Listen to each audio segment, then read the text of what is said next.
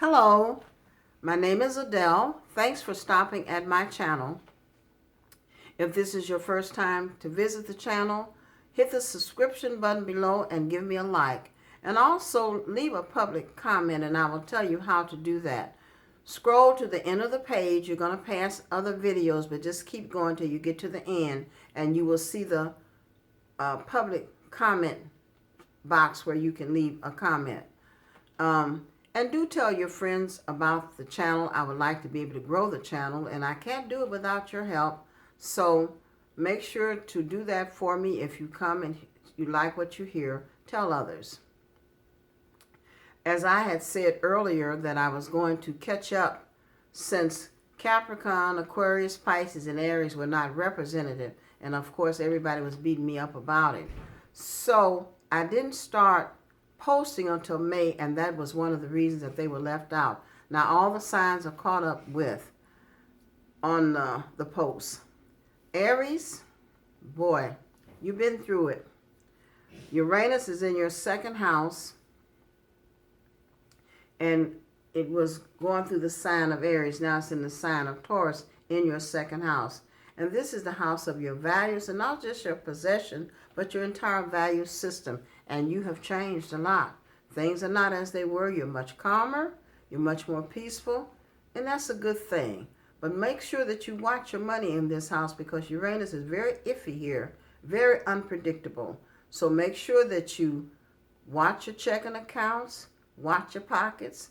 And of course, you could get a lot of money here, or you could get your money, smashed over in this house. So just make sure that you, watch that very carefully. Coming to the third house, we have Venus in Gemini, but Venus is going to go into the sign of Cancer on the 4th and will go into your 4th house. You're going to have an eclipse in that 4th house in the sign of Cancer. So you're going to have Venus, Sun, Moon, and the North Node in the 4th house, which is a very, very good aspect for it to be in that house, which means a lot of happy times, family gathering, or it could be that you're trying to sell the property. And if you are, you will get a pretty good value for it. So you might want to be doing some fixing up here too to make it more valuable for you. But whatever you decide to do with those aspects going through that, I see a lot of happiness going on with your family, a lot of coming together, which is a good thing. So on the 2nd, you're going to have an eclipse, which is going to set all of these issues off for you. So just enjoy your family. If they want to give a family reunion, be involved, get ready for it. In the 5th house, we have Mars in Leo. We have Mercury in Leo in that house. That's the house of children. It's the house of fun. It's the house of games and chances, good times. And you're going to have a new moon in the 5th house at the end of the month. You're going to get it's going to be a very unusual month here for in the sign of Cancer. And of course, it's where it's going to come into play in your house. It's going to be in the 5th house. In other words, we got 3 moons this month. It's like once in a blue moon. We have 3 moons. We have one on the 31st. And of course, we got the one on the 2nd that's coming through your 4th house. This is, like I said before, this is family time. And the one that's coming on the 5th, of course, is going to pick up your Mars and your Mercury. But be very careful about documents and document signing, because on the 7th, Mercury is going to go retrograde in this house. And I do believe it's directly related to you trying to maybe sell some property, or maybe having some issues with tenants. But you're very good at handling situations. As I said before, you're much calmer now. You don't get as excited as you did before Uranus went through your sun sign. And plus, Mars has gone into Leo, which means that you're going into a new department of your life. You're going into Leo, you're in a Leo house, and that's good, which means that you will be very creative and making good decisions. So this is a house of creativity, not just for paintings, but, you know, just creative of your mind of how you're going to handle things. So that's a good thing for you because Mars is in a good sign. It's in a fire sign.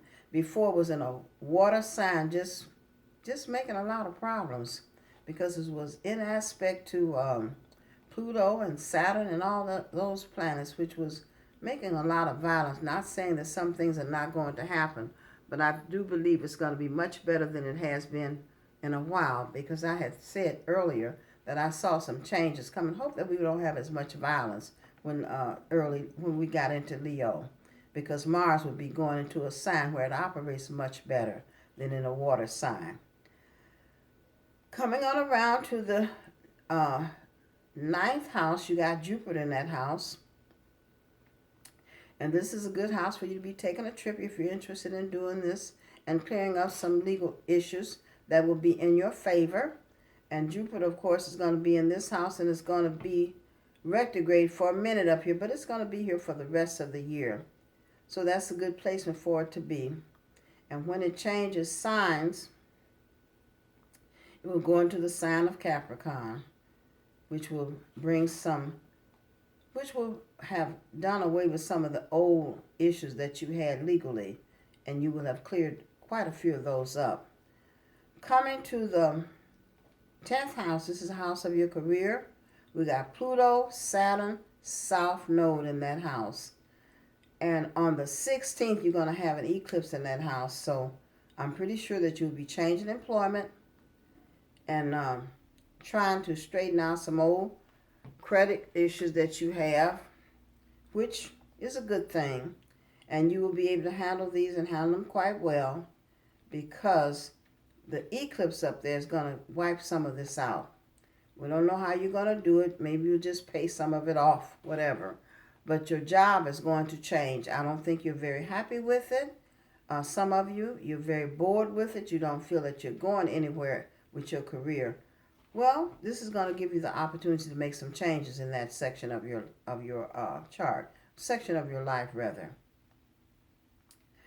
Coming around to the 12th house, we have Neptune and Pisces in this house. And this is a very powerful place for it to be because it's in its own sign and its own house.